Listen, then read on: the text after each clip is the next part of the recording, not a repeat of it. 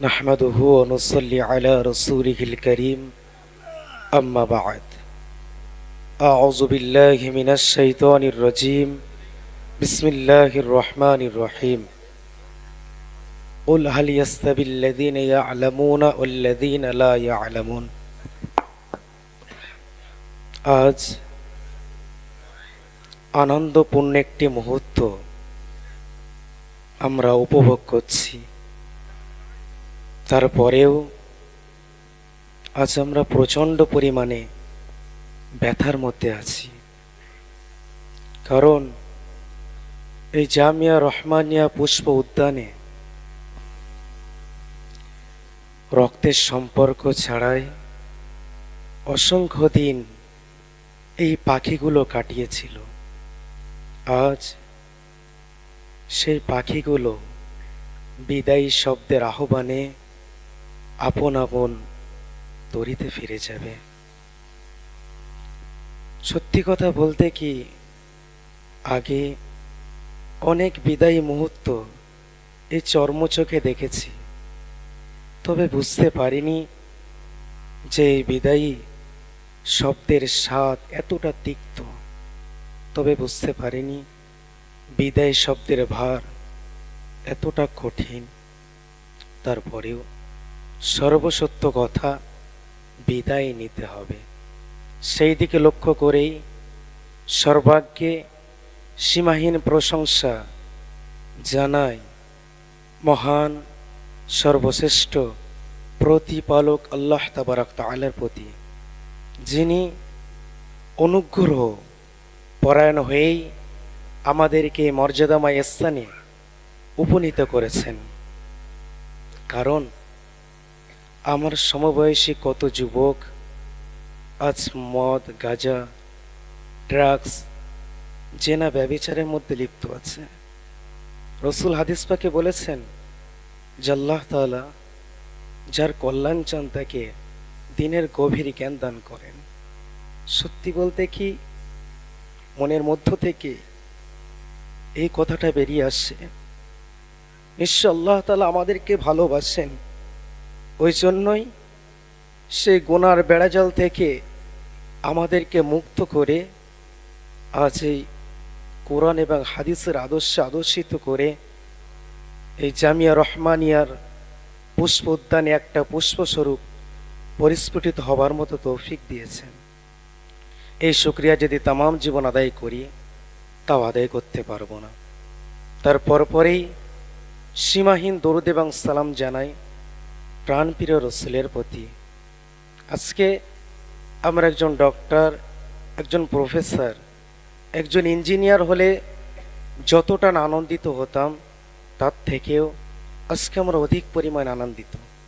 কারণ যে রসুলের থুতু মোবারক গ্রহণ করার জন্য সাহাবারা পাগল পারা হয়ে যেত, যে রসুলের অজুর পানি গ্রহণ করার জন্য সাহাবারা প্রতিযোগিতা শুরু করে দিত, আজকে অনেক অনুগ্রহ করেই আল্লাহ তাআলা সেই নবীর উত্তরাধিকারী রূপে সজ্জিত করে মঞ্চে আমাদেরকে বসিয়েছেন। আল্লাহর কাছে কামনা করি মৃত্যুর আগ পর্যন্ত আল্লাহর রসুলের উত্তরাধিকারী স্বরূপ কাজ আল্লাহ যেন আমাদের দ্বারা করিয়ে নেন।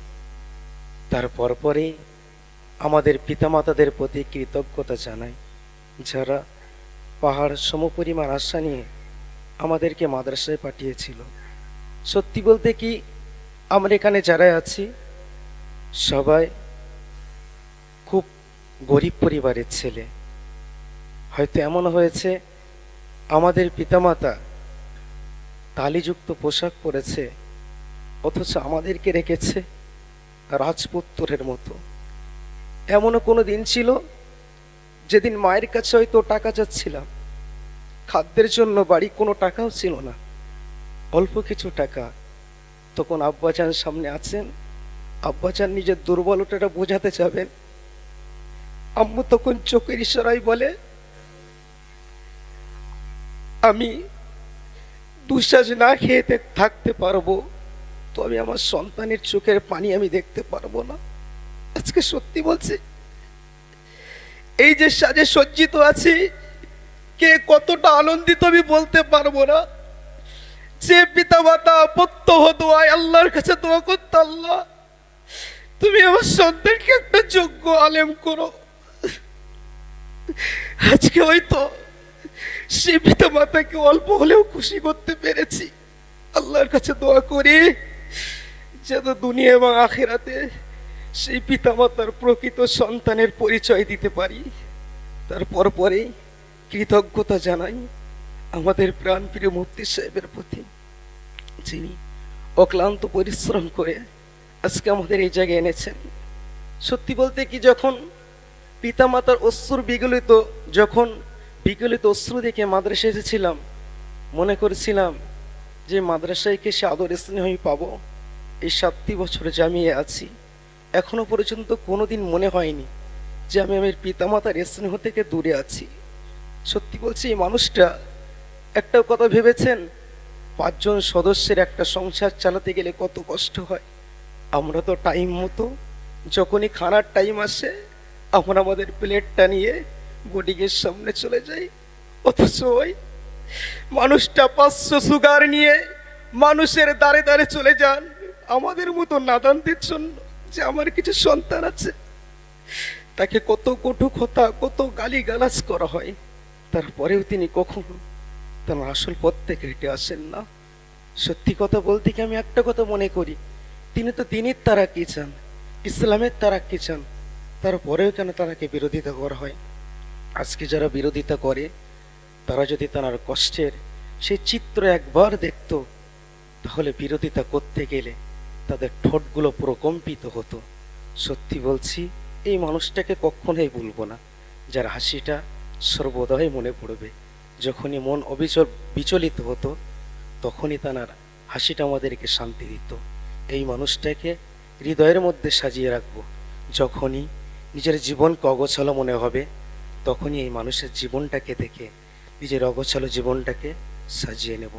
তারপর পরে কৃতজ্ঞতা জ্ঞাপন করছি আমাদের প্রাণপ্রিয় শিক্ষকদের প্রতি। হয়তো আমাদের পিতামাতা আমাদেরকে ভূমিষ্ঠ করেছেন, তবে হয়তো আমরা অন্য পথে চলে যেতাম। হাজারটা পথের মধ্য থেকে সঠিক পথটাই আমাদের ওস্তাদরা আমাদেরকে দেখিয়ে দিয়েছেন, যে পথটাই আমাদের উচ্চ মাকাম পৌঁছাতে সাহায্য করে। আল্লাহ যেন সেই ওস্তাদকে প্রকৃত যে যাজা, সেই যাজা নসিব করেন। শেষমেশ সত্যি কথা বলতে গিয়ে আমাদের ওই সমস্ত পিতামাতা যারা হয়তো আমাদের প্রকৃত পিতামাতা নয়, তারপরেও সন্তানের মতো আমাদেরকে আপনারা আদর স্নেহ দিয়েছেন। হয়তো আপনাদের আমরা প্রকৃত সন্তান নয়। বড় হুজুর বারবার আমাদের বলতেন যে আমাদের সংগঠনের মাদ্রাসাগুলো সাধারণ মানুষের কালেকশানে চলে। সত্যি, হয়তো 500 টাকা রোজগার করেছেন, আমাদের মতো সন্তানদের জন্য কিছু টাকা রেখে দিয়েছেন। অনেক মা আছেন, কিছু টাকা গুছিয়েছেন, আমাদের মতো সন্তানদের জন্য রেখে গেছেন। আপনাদের সে টাকা কত হাফেজের জেহেনকে শক্তিশালী করেছে, কত আলেম শক্তিশালী হয়ে কওলা রাসূলুল্লাহ পড়তে পেরেছে, কত মুফতি কত ফারায়েজ এবং ফতোয়া বার করতে পেরেছে।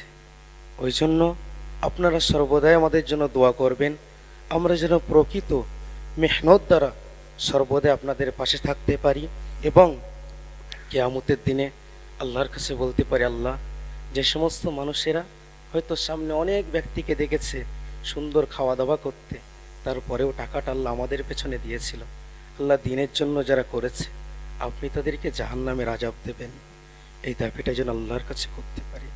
শেষমেশ একটাই কথা বলবো, আমি অনেক জায়গায় গিয়েছি, অনেকে আমাকে বলে যে কায়ুম মাতিন সাহেবের মাদ্রাসায় পড়লে তোরা ওহাবি, বিভিন্ন রকম কথা বলে। আজকে এখান থেকে অন ক্যামেরা আমি একটা কথাই বলতে চাই, আমরা ওই সমস্ত দোকান নয় যে দোকানের ওপরে যে জিনিসটা লেখা থাকে সে অনুযায়ী তার ভিতরে মালপত্র পাওয়া যায় না। আজকে বর্তমানে দেশে অসংখ্য মাদ্রাসা আছে, যে সমস্ত মাদ্রাসায় লেখা আছে দাদা হুজুরের আদর্শে, অথচ তাদের মধ্যে কোনো আদর্শ পাওয়া যায় না। আজকে এখানে দাঁড়িয়ে বলছি, মুফতি সাহেবকেও বলতে হবে না, আঞ্জুমানে ওয়াইজিনের বক্তাদেরকেও বলতে হবে না, ইনশাআল্লাহ জামিয়া নয় সংগঠনের সমগ্র মাদ্রাসার ছাত্রদের আদর্শ পরিচিতি বলে দেবে এদের মাদ্রাসাগুলো শুধু বসিরহাট জুড়ে দাদা হুজুরের নামে নামাঙ্কিত নয়, পরিপূর্ণ আদর্শ এদের মধ্যে বিদ্যমান আছে।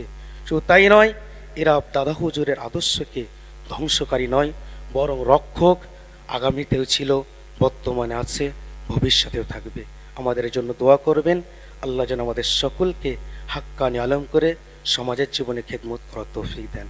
আসসালামু আলাইকুম ওয়া রাহমাতুল্লাহি ওয়া বারাকাতুহু।